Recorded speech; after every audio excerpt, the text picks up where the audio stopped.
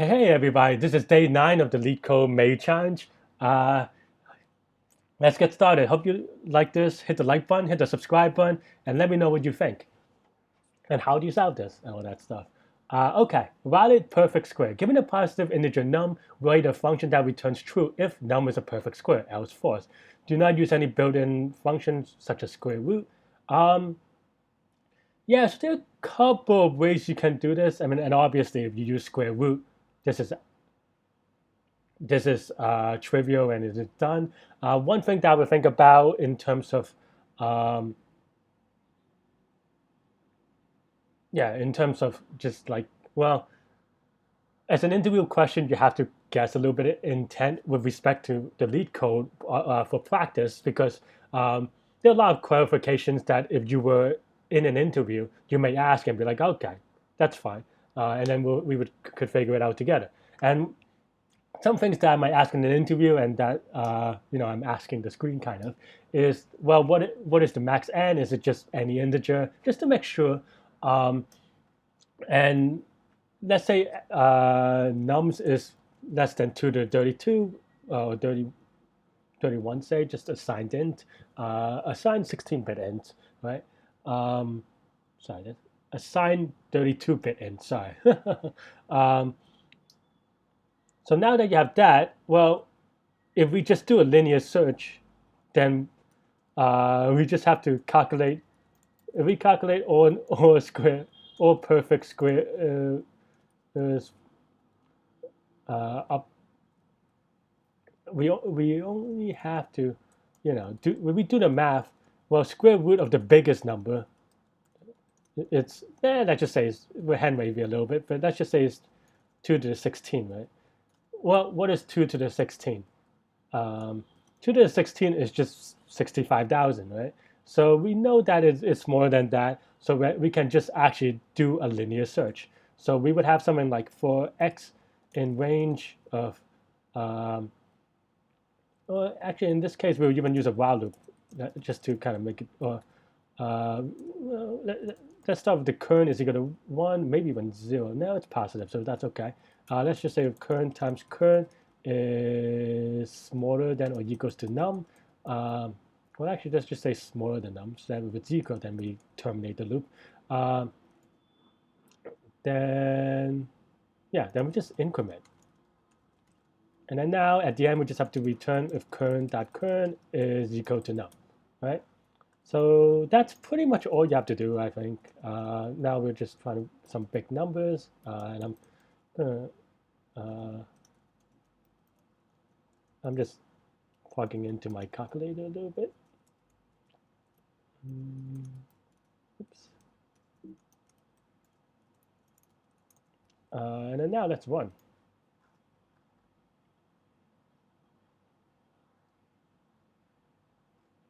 So yeah, so this is clearly good, and we could clearly submit it. Let's just submit it to see if it runs in time. It's a little bit slow still, depending on how many test cases there are, and accept it. So there you go. A 4-line algorithm with 1 loop. And the reason why we're able to do this, of course, is because we analyze first what is the search space of this, and 2 to the 16 is 65,000-ish. I mean, I know that this is actually 2 to the 15.5, but that's another story. But ideally, and once you do that, then that's easy. But there was actually a easier, or not easier, but a quicker or faster algorithm, right? And you could say it's binary search. It's maybe Newton's method, depending on how you want to call it. In complex analysis, bisection maybe is another word for it. These are all algorithms. But the idea behind that is that, well, if you look at the square root operation, or inversely, if you look at the n square or x square formula or graph, it goes like, it's a very standard graph. It's a parallel, but the key point is noting that if you have an x square minus, you have an x square graph, it's monotonically increasing for obviously reasons, because for positive numbers, it's always just going to get bigger. That's also what we take advantage of here, right? So now can we construct an algorithm to, you know, use binary search, right? And for binary search, we want to maybe create some sort of like some false, true type thing, or the other way around. It doesn't, there are a couple of ways to do it.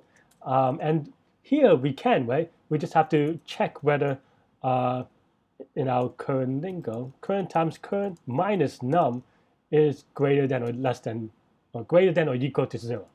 So if we have that formula, then now we can check whether, now we can do a binary search. And then we just start off the search space with any old thing. I'm going to write head is equal to 0, tail is equal to, I'm going to write 1 to the power of, let's just say 32. And in your language, it may be slightly different because in Python, this will not overflow int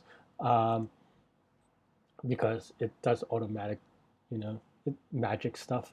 And then now we can do something like head is and tail.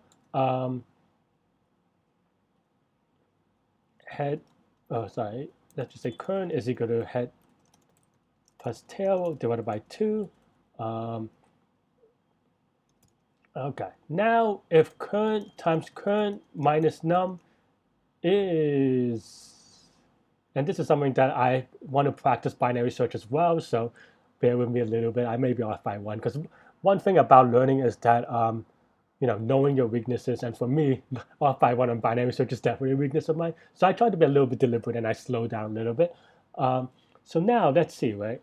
If this number is exactly, because I'm just trying to figure out if I need greater than or greater than equal to 0, right? Let's say this is greater than equal to 0. That means that for this, if current times current is equal to num, this would be true. And if that number is true, then we want the head to, no, we want the tail to compress, right? Because we want to, if we have something like this,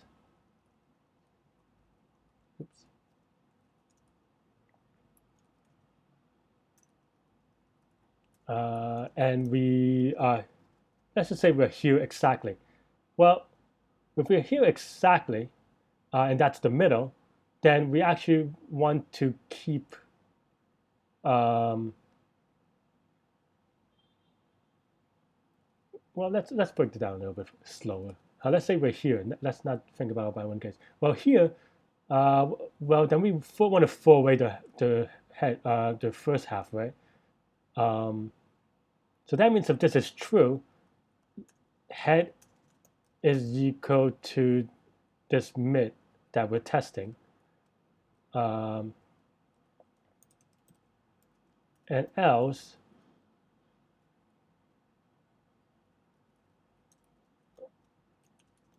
if this is false, we want to move the tail toward the middle. So let's just do tail is equal to current plus 1, because we want the tail to always be true. Right.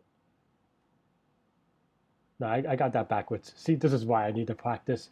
Because if this is false, that means we need to move to the right. So that means that the head, I had it right the first time. This is why I need to practice, right? No one's amazing yet. So, okay, let's do the false case first. Because, so if this is false, and I think my usual template I go the other way, but that's why I'm a little confused as well. But that's fine.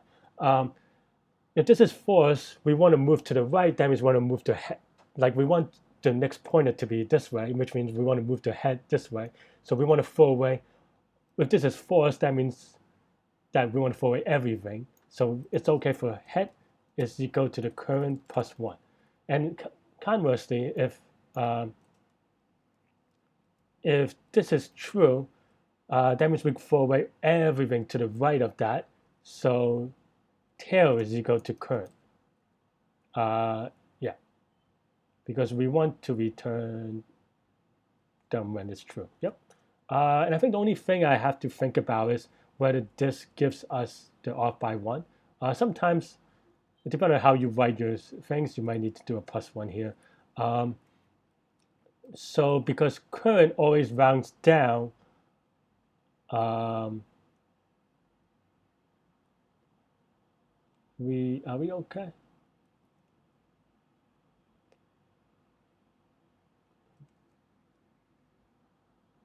Because current always rounds down, can we get to the last element? Let's say, let's say this is our search array. If current always rounds down, we will not. No, we should be okay because we increment the head in that case. But we always check the middle. So let's say the 3 elements, and we will, we do here.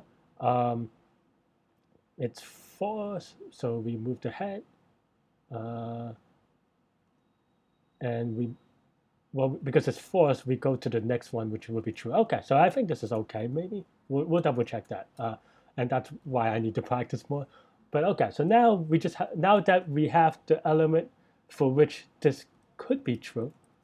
Oops.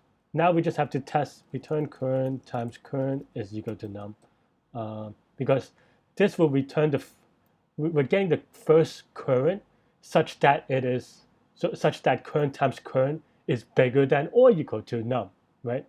So now we have to just check that equals to num. That's one test. Okay, so clearly did not current, sorry. That's why. In this case, head is equal to tail, so we could just do either one. That was a typo. Oh, okay, so I'm glad that was only a typo because we used current because we had current before, but current is actually the intermediate variable. Yeah, so now let's submit again. And yeah, and there you go, a binary search solution as well. Let me know which way you did it. I chose to do it both ways to kind of illustrate how you do the progression. And I personally need to practice on binary search, as you maybe see. Let me know how you did. Did you do it quickly? And if you have any hints or tips, share it in the comments below. Hit the like button, hit the subscribe button, and I will see you tomorrow. Bye-bye.